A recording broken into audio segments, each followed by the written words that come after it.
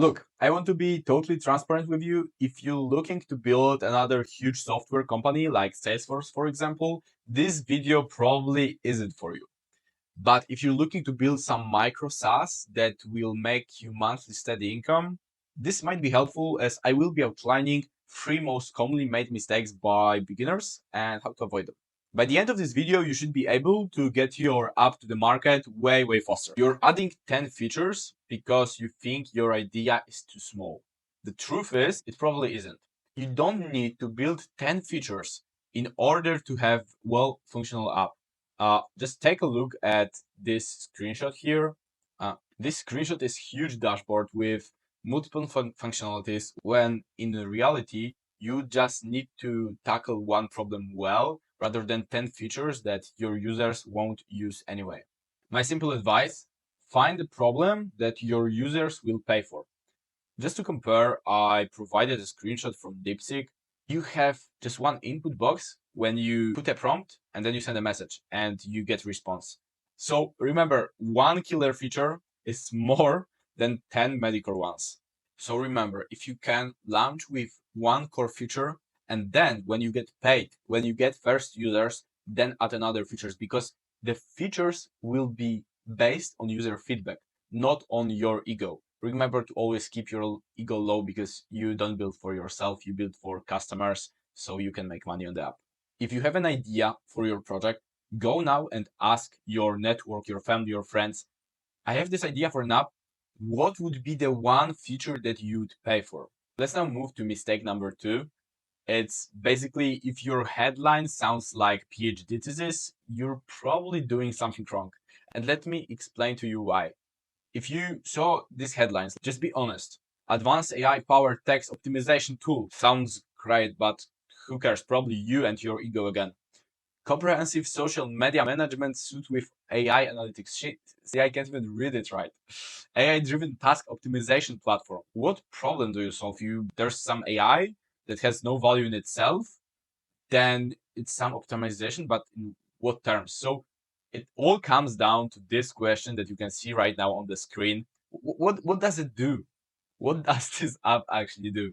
Remember, confusion equals lost customers. It's that simple. So let's focus on fixing your headlines. Instead of saying advanced AI-powered text optimization tool, say fix all typos in one click. You want to make them think that's the exact solution for my problem. Let's try the other one. Comprehensive social media management suite with AI analytics.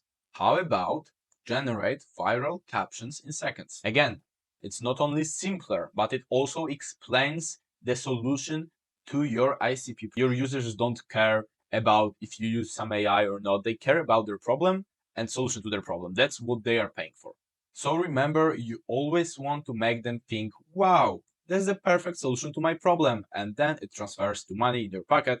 Everybody's happy. Your users are happy because their problem is solved. You're happy because you have money, take care of your family or whatever you want to do with the money.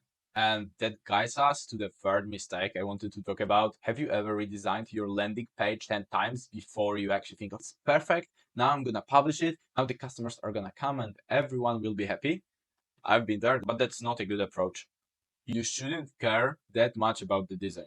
And I know it may be a little bit controversial because design comes first and the first impression of the customers. I personally think at the beginning, you shouldn't care this much about the design because my approach is the value will always defend itself no matter the design.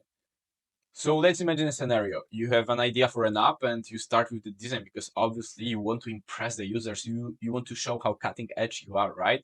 So you go to Figma and then you do all the mockups. Then you decide to also do the mockups for mobile. You know what? If we already have all this branding, let's do some logo stuff and put it on the hoodies because why not? We need strong branding, right?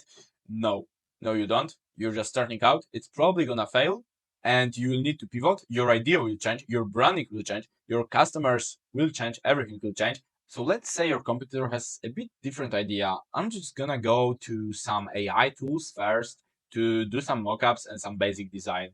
I won't really think much about it and go straight to coding. So I will code and build my app, depends if it's like no code or whatever your idea is. I will just build, I will just add the value and ship it. That's all. 3 steps made in 2 weeks. Let's assume he also failed. Your competitor also failed. That's okay because he spent 2 weeks, not 3 months redesigning, rethinking, rebranding. Start simple. Start simple. I can't emphasize this enough. Start simple and then grow your app based on the money you earn, based on the feedback that you now have. Just start simple and fast.